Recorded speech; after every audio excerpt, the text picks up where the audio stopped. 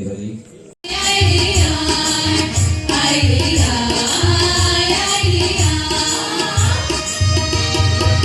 দীপক মজুমদার মহোদয়কে মঞ্চে Shrimati Megha lazy oily দেববর্মাকে।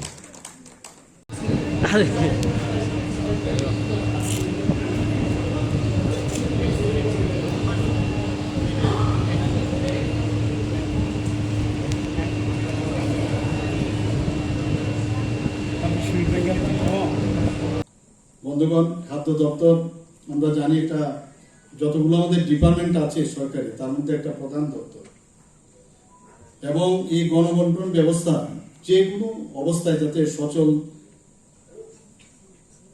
রাখা যায় তার জন্য এই দপ্তরের সমস্ত ব্যক্তি, সমস্ত যারা আমাদের মানে কর্মচারীরা আছেন, অফিসার থেকে শুরু করে সবাই সবসময় একটা নিরলস প্রয়াস অব্যাহত রেখেছে।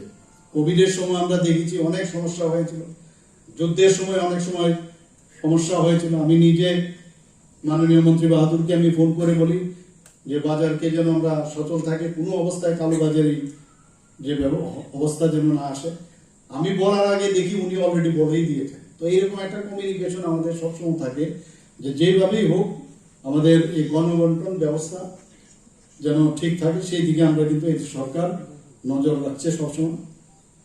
আমাদের রাজ্যের জনগণের খাদ্য সুরক্ষা নিশ্চিত করতে আপনাদের অবগতির জন্য জানাচ্ছি যে 6.06 লক্ষ প্রায়োরিটি হাউস হোল্ড এবং অন্তর্দয় অন্ন যোজনা পরিবারের জন্য বিনামূল্যে মাননীয় প্রধানমন্ত্রী নরেন্দ্র মোদীজির কারণে আমরা বিনামূল্যে চাল সরবরাহ করছি। 3.83 লক্ষ এপিএল ভুক্ত পরিবারকে ভর্তুকিতে চাল দেওয়া হচ্ছে।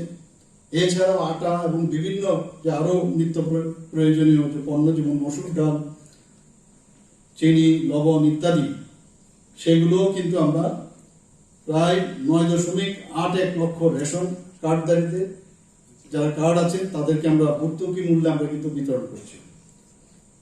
আমরা যাতে বাজার স্থিতিশীলতা বজায় থাকে সেই দিকেও এই ডিপার্টমেন্ট খুব ভালোভাবে কাজ করছে, এবং এই গণবন্টন যে ব্যবস্থা সেটা যাতে সচল থাকে, আরো শক্তিশালী যেন হয়, তার জন্য আমরা এই যে বিভিন্ন শূন্যপদগুলো আছে সেগুলো আমরা পূরণ করার চেষ্টা করছি। এবং তার অঙ্গ হিসেবে আজকে যে 15 জনের যে প্রার্থী আমরা নির্বাচন করে তাদেরকে যে আমরা টিপিএসসির মাধ্যমে তাদের যে রেজাল্ট বেরিয়েছে সেই অনুযায়ী আজকের যে অনুষ্ঠান আনুষ্ঠানিকভাবে আমরা নিয়োগপত্র দিয়েছি।